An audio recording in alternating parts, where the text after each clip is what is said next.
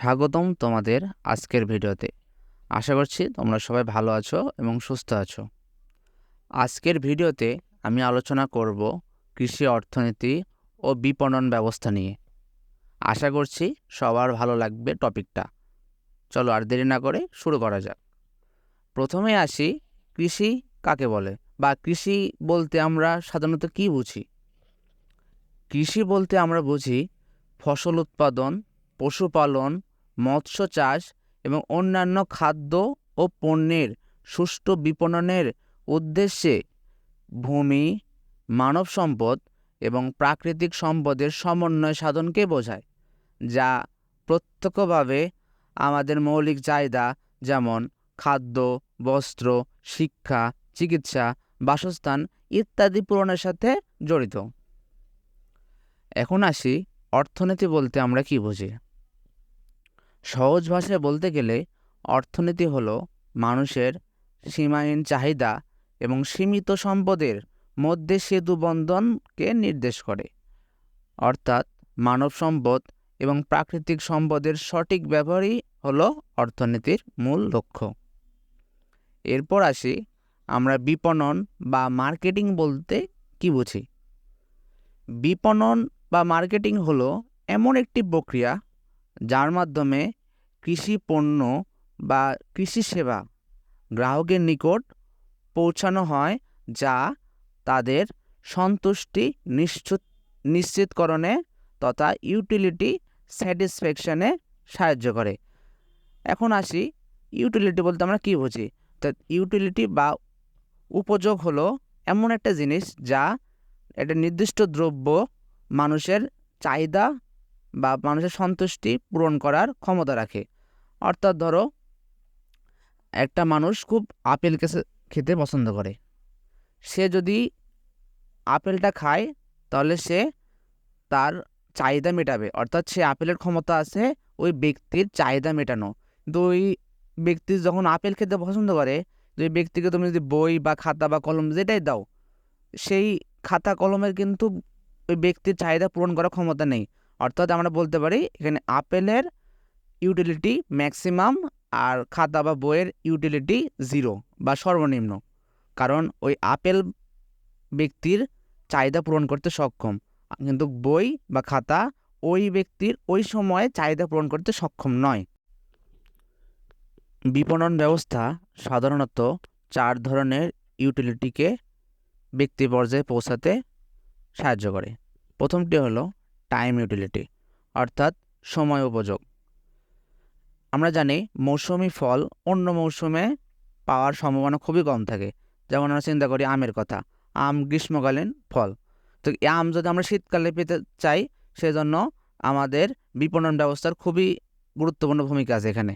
কারণ এটা হিমাগারে রেখে ওই সময় ব্যক্তি পর্যায়ে পৌঁছে দেওয়াই হলো বিপণন ব্যবস্থার কাজ। 2 নম্বর হলো প্লেস ইউটিলিটি, অর্থাৎ স্থান উপযোগ। আমরা জানি চাঁপাইনবাবগঞ্জ বা নওগাঁতে আমের প্রাচুর্য অনেক বেশি, কিন্তু চিটাগাং বা সিলেটে এই আমের প্রাচুর্য তেমন দেখা যায় না। সেহেতু ওই চাঁপাইনবাবগঞ্জ বা নওগাঁর আম চাঁপাইনবাবগঞ্জ বা নওগাঁর চাহিদা মিটিয়ে যদি সিলেট বা চট্টগ্রাম পৌঁছানো যায়, তাহলে ওখানকার মানুষও এই আমের সুবিধা ভোগ করতে পারবে। এক্ষেত্রে ব্যক্তি পর্যায়ে কৃষক এবং ব্যক্তি বা স্টেক হোল্ডার উভয়ই লাভবান হবে। 3 নম্বরটা হলো ফর্ম ইউটিলিটি বা গঠন উপযোগ। একটা কৃষি পণ্য যখন একটা নির্দিষ্ট আকারে থাকে, তো ওই আকার থেকে যদি আমরা প্রক্রিয়াকরণের মাধ্যমে অন্য একটা আকার দিই, সেক্ষেত্রেই পণ্যের উপকারিতা বৃদ্ধি পায়। যেমন আমরা ধরি একটা কাঠের টুকরা যদি আমরা চেয়ার বা টেবিলে কনভার্ট করি, তাহলে সে চেয়ার বা টেবিল কিন্তু আমরা পড়াশোনার জন্য ব্যবহার করতে পারি। বা ধরো কুশালের ক্ষেত্রে কুশাল কিন্তু সচরাচর ব্যবহার করা খুবই কষ্টসাধ্য। কুশাল থেকে আমরা কুশালের গুড় বা চিনি বের করতে পারি। সেই কুশালের গুড় বা চিনি আমরা বিভিন্ন পণ্য তৈরি করতে ব্যবহার করতে পারি। তারপর ধরতে পারো কটন কিন্তু আমরা সাধারণত কাপড় তৈরির ক্ষেত্রে ব্যবহার করে থাকি। কটনের যে আগেকার র ম্যাটেরিয়াল ফর্ম, সেখান থেকে আমরা প্রসেসিং ফর্মের মাধ্যমে নতুন একটা কাপড়ের একটা আকার বা দিয়েছি, সেক্ষেত্রে বিপণন ব্যবস্থা এখানে গুরুত্বপূর্ণ ভূমিকা পালন করে। 4 নাম্বারটা হলো পসেশন ইউটিলিটি বা অধিকার উপযোগ। এই ইউটিলিটিটা নির্দেশ করে মালিকানা পরিবর্তনের সাথে সম্পর্কযুক্ত। অর্থাৎ আমরা জানি ই কমার্স প্ল্যাটফর্ম আছে, সেখানে একজন ব্যবসায়ী একটা নির্দিষ্ট পণ্য কাস্টমারের কাছে বিক্রি করার মাধ্যমে ওই ব্যক্তির মালিকা ওই কাস্টমারের অধীনে চলে যায়, অর্থাৎ ওই পণ্যের অধিকার সম্পূর্ণ কাস্টমারের থাকে। এভাবে এটা কৃষি বিপণন ব্যবস্থা বা বিপণন কর্মকর্তা এখানে গুরুত্বপূর্ণ ভূমিকা পালন করে কৃষি পণ্যের ক্ষেত্রে মালিকানা পরিবর্তনের জন্য। অর্থাৎ আমরা বলতে পারি বিপণন হলো কোনো কৃষি পণ্য উৎপাদন থেকে শুরু করে প্রক্রিয়াজাতকরণ, প্যাকেটজাতকরণ ও পরিবহন সংক্রান্ত সকল বিষয়ের মাধ্যমে ভোক্তার নিকট পৌঁছে দেওয়াকেই নির্দেশ করে। এরপর আসি বাংলাদেশের জিডিপিতে কৃষিখাতের অবদান। বাংলাদেশের জিডিপিতে কৃষিখাতের অবদান বর্তমানে প্রায় 13% কাছাকাছি এবং কৃষিখাতে প্রায় 41% শ্রমশক্তি নিয়োজিত আছে 2023 সালের তথ্য মতে। কিছু পেছনে ফিরলে আমরা দেখতে পাই 1975 সালে বাংলাদেশের জিডিপিতে কৃষিখাতের অবদান ছিল 61.95%, যা ছিল দেশের অর্থনীতির একটি প্রধান স্তম্ভ এবং মানুষের জীবিকা নির্বাহের একটি বড় উৎস। সময়ের সাথে সাথে দেশের অন্যান্য খাত যেমন শিল্প খাত ও সেবা খাতের উন্নতির ফলে কৃষিখাতের অবদান ধীরে ধীরে কমতে শুরু করেছে এবং কমতে শুরু করেছে আমাদের আবাদি জমির পরিমাণও, যা আমাদের দেশের জন্য হুমকিস্বরূপ। 2023-24 সালের তথ্য অনুযায়ী কৃষিখাতে বাজেট বরাদ্দ করা হয়েছিল 35,374 কোটি টাকা, যা গত বছরের তুলনায় বৃদ্ধি পেয়েছে 5.7%, যা অন্য খাত যেমন শিক্ষা খাত, শিল্প খাত, বাণিজ্য খাতের তুলনায় অনেক কম হারে বৃদ্ধি পেয়েছে তুলনামূলক। কিন্তু বর্তমানে আবাদযোগ্য জমির পরিমাণ ধীরে ধীরে হ্রাস পেলেও কৃষি বিজ্ঞানীরা উদ্ভাবিত উচ্চ ফলনশীল জাত যেরকম উন্নত প্রযুক্তির ব্যবহার এবং কৃষকের শ্রমে কৃষিকে এক অভাবনীয় সাফল্য অর্জনে সাহায্য করছে। কারণ আমরা জানি আবাদি জমির পরিমাণ দিনে দিনে অনেকাংশে হ্রাস পাচ্ছে কৃষকের সংখ্যাও। মাননীয় প্রধানমন্ত্রী বলেছেন 1 ইঞ্চিও অনাবাদি জমি রাখা যাবে না।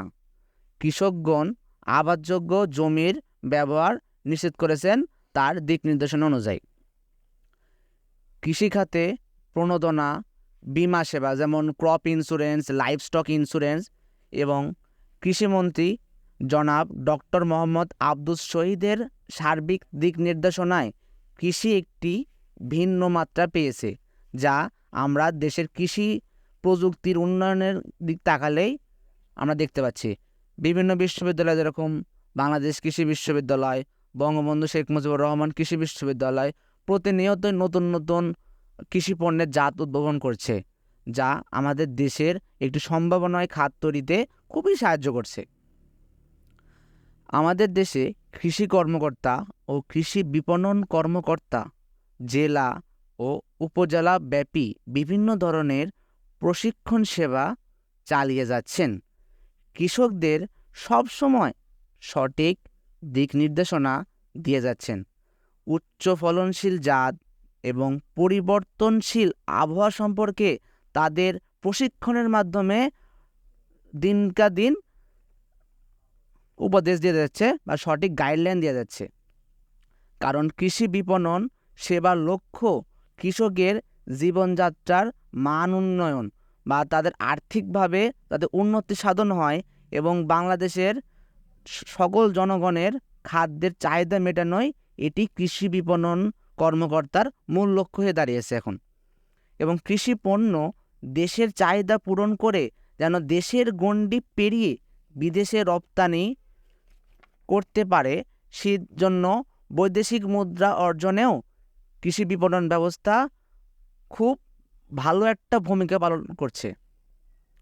এর কারণে আমাদের লক্ষ্য জিডিপিতে কৃষিখাতের অবদান উল্লেখযোগ্য হারে বাড়ানো। কারণ একটা জাতি যদি কৃষিতে সমৃদ্ধ হয় তাহলে সে জাতি উন্নয়নশীল দেশ থেকে উন্নতশীল দেশে কনভার্ট হতে পারবে। আমাদের এই কথাটি মাথায় রাখতে হবে, কৃষক বাঁচলে বাঁচবে দেশ, বাঁচবে জাতি। আমাদের বিশ্বাস, কৃষি অর্থনীতির ওপর ভিত্তি করেই বাংলাদেশ উন্নয়নশীল দেশে রূপান্তরিত হবে আশা করছি। সুতরাং পরিশেষে বলতেই হয়, কৃষকের আস্থা, কৃষি বিপণন ব্যবস্থা। যেমনভাবে ঘুরে দাঁড়িয়েছিল ভিয়েতনাম কৃষি অর্থনীতির উপর ভিত্তি করে, তেমনভাবে ঘুরে দাঁড়াবে বাংলাদেশ কৃষি অর্থনীতির উপর ভিত্তি করে। ধন্যবাদ সবাইকে। আশা করি সবার ভালো লেগেছে ভিডিওটি।